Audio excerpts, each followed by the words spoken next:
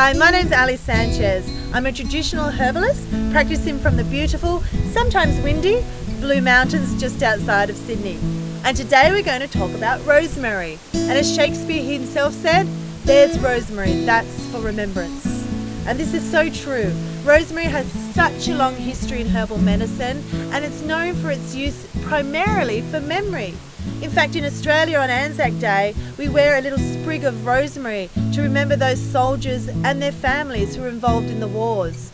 And Nicholas Culpeper, the 16th century herbalist, he says that rosemary is for a weak memory, and it quickens the senses. I love that, quickens the senses. So rosemary is for those sorts of people who, they might be forgetful, they might have, a bit of brain fogginess, they have like mental fatigue as opposed to physical fatigue. That's an important question to ask people, whether they feel mentally tired or physically tired. Rosemary is for those who feel mentally tired. They also might present with like headaches or even depression. Rosemary is used also for like our elderly patients or anyone who has that sort of Alzheimer's, dementia pathway in their family. And today, our modern science, the research is actually finding that rosemary helps to slow the breakdown of acetylcholine, which is a neurotransmitter in the brain. And this is the same way that actually modern medications for Alzheimer's use. So there is a really beautiful wisdom in these herbs that the science are starting to unpack, but herbalists and healers from long ago have always known. And also with rosemary is that it's really high in antioxidants. And again, now researchers are starting to look at this for its role in prevention of cancers, particularly breast cancer and lung cancer and colon cancer.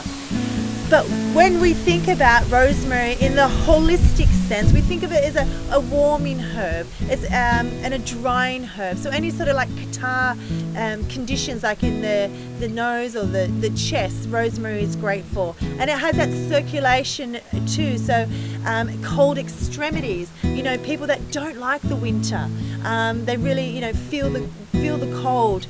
And these people too, they might also get that seasonal depression, which takes us back to what we were talking to first up with rosemary and its use for people with depression.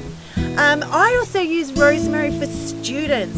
In fact, I make up a mix and I use rosemary, sage, ginkgo and bacopa as like a memory booster. So if you've got treating any students or people that are in high-powered jobs, you can give them a mix for their mind, and they can take that, like a drop of full before they go into a big meeting, or they can have it while they're studying, have it near their table. They can just take a drop of full every couple of hours just to keep their brain focused on the work that they're trying to do. When we use these common herbs like rosemary in our clinic, it's a beautiful opportunity to invite your patients to start using them at home as well, because so many people have rosemary in their gardens. So you can get them to make their own cup of rosemary tea. Instead of having that afternoon coffee, have a cup of rosemary tea. And rosemary is also a relaxant with the nervous system, and it's great for muscle fatigue. So say you've got an athlete that you're treating, get them to make a really strong cup of rosemary tea, and they can make like a little foot bath out of it. Herbal medicine is a medicine of the people after all, and if we can build that bridge again between what we do as in our clinics and what people can do so easily at home, then it just it spreads the herbal love all around, and that's a beautiful thing to do. So listen, next time you're ordering your herbs at from the Herbal Extract Company, remember to order some rosemary. Thanks for watching. I hope you got something out of today's talk, and I'll see you next time. Bye.